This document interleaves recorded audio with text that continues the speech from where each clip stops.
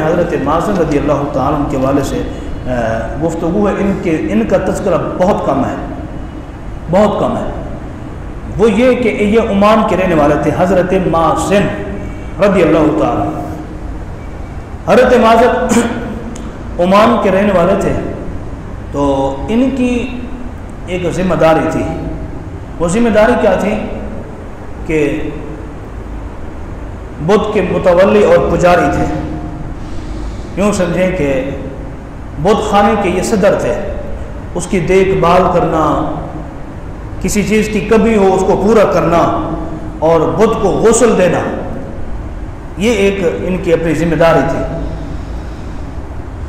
ابھی ایک خاتون نے اسلام قبول کیا ہے، میں آپ کو تفصیل نہیں بتانا چاہتا کیونکہ یہ پرسنل بات ہے۔ ابھی ایک خاتون نے اسلام قبول کیا ہے، تقریباً اس کی عمر 40 سے 45 سال ہے۔ اب اس نے اسلام قبول کیا تو اسلام قبول کرنے کے بعد اسے پوچھا گیا کہ تو نے اسلام کیوں قبول کیا اور کس وجہ سے کیا؟ اس نے کہا کہ میں عرصے دراز سے جاتی ہوں اور میری یہ ذمہ داری ہے، ڈیوٹی ہے، میں ملازمت ہے، میں ملازمت کرتی ہوں۔ وہی ملازمت یہ ہے کہ میں جاتی ہوں، بدھ کو غسل دیتی ہوں روزانہ، اس کی صفائی ستھرائی کرتی ہوں اور کو غسل دیتی ہوں۔ تو مجھے کسی نے تبلیغ نہیں کی، مجھے کسی نے سمجھایا نہیں ہے کہ اللہ ایک ہے، اسی کو مانو اور محمد صلی اللہ علیہ وآلہ وسلم کی ذات اقدس پر ایمان لے آؤ، مجھے کسی نے نہیں کہا۔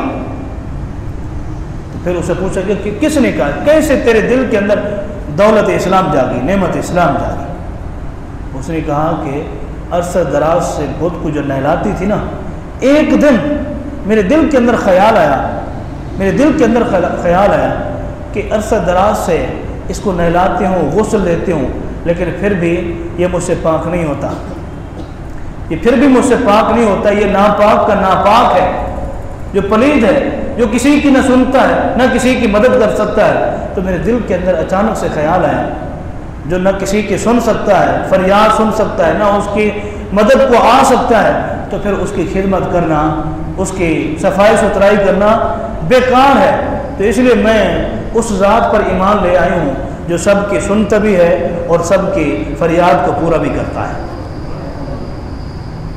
یہ ریلیٹڈ ایک واقعہ تھا جو میں نے آپ کو بتایا۔ اب آپ اسی واقعے کو تھوڑا حضرت مازن کی سیرت کے ساتھ ٹچ کریں گے۔ حضرت مازن کہتے ہیں میں بھی عمان کے اندر بدھ خانے کا متولی اور صدر تھا، دیکھ بھال کرنا اور بدھ کو غسل دینا، اس کی صفائی ستھرائی کرنا، اور پھر ان کا ایک کام تھا کہ ہر ہفتے یا ہر مہینے یہ ایک جانور لے آتے تھے، بدھ کے سامنے آ کر کے اس کے نام کا ذبح کرتے تھے۔ کہتے ہیں کہ میں جب جانور لاتا تھا تو پھر میں آ کر کے اس کے سامنے ذبح کرتا تھا۔ جس دن نبی کریم صلی اللہ علیہ وآلہ وسلم نے اپنی بعثت کا اعلان کیا، اپنی نبوت کا اعلان کیا، کہتے ہیں اس دن میں جانور لے کے آیا اور میں نے آ کر کے اپنے بت خانے کے سامنے اسے لٹایا اور ذبح کیا، تو اچانک سے مجھ سے آواز آئی، اے مازن، اے مازن، تو ساری زندگی دوزخ کی آگ میں بھٹکتا رہا ہے، اب اگر اپنے آپ کو دوزخ کی آگ سے بچانا چاہتا ہے، اپنے آپ کو جنت میں داخل کرنا چاہتا ہے، تو ایک ہی تیرے پاس راستہ ہے، یہاں سے دفع ہو جا، مکہ شریف میں چلا جا، محمد مصطفیٰ کے قدموں میں بیٹھ جا۔ وہی ایک ہی رسی ہیں جو تیری زندگی کو سنوار اور سدھار سکتے ہیں۔ اور حضرت مازن کہتے ہیں میں دنگ رہ گیا کہ آج تک یہاں سے میں نے اس مٹی سے، ان پتھروں سے میں نے آج تک آواز ہی نہیں سنی۔ کہتے ہیں میں نے اس بات کو اہمیت نہیں دی، کوئی اہمیت نہیں دی، میں چلا گیا۔ لیکن ایک دن پھر میں جانور واپس ایک اور لے کے آیا، میں نے کہا آج بھی اس کے نام پر جو ہے قربانی کرتے ہیں، ذبح کرتے ہیں۔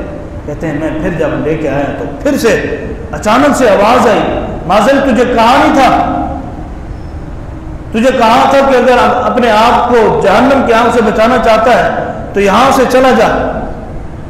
تو یہ راستہ بھی بتا دیے، جگہ بھی بتا دیے اور وادی بھی بتا دیے، مکہ کی وادی کے اندر. کہتے ہیں کہ میں نے پھر بھی اس بات کو اہمیت نہیں دی.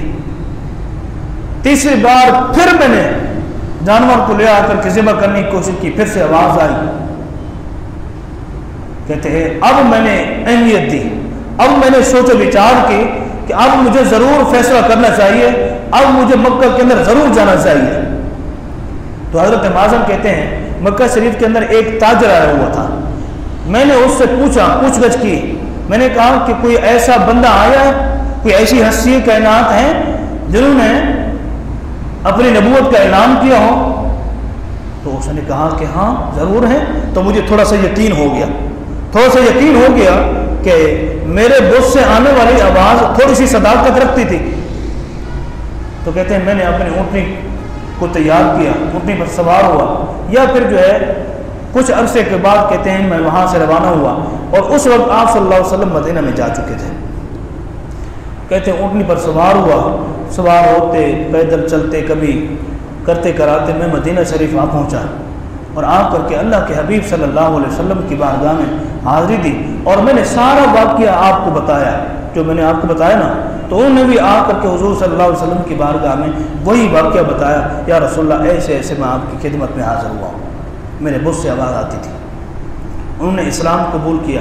اسلام قبول کرنے کے بعد اب آپ کو میں بتانے لگا ہوں. انہوں نے عرض کی اے اللہ کے رسول صلی اللہ علیہ وآلہ وسلم میرے لیے دعا فرمائیں, اللہ رب العالمین مجھے بیٹا عطا فرمائے. میرے لیے دعا فرمائیں کہ اللہ مجھے بیٹا عطا فرمائے. پیارے آقا علیہ الصلوۃ والسلام نے دعا فرمائی, یا اللہ اس کو اولاد نرینہ صالح عطا فرما.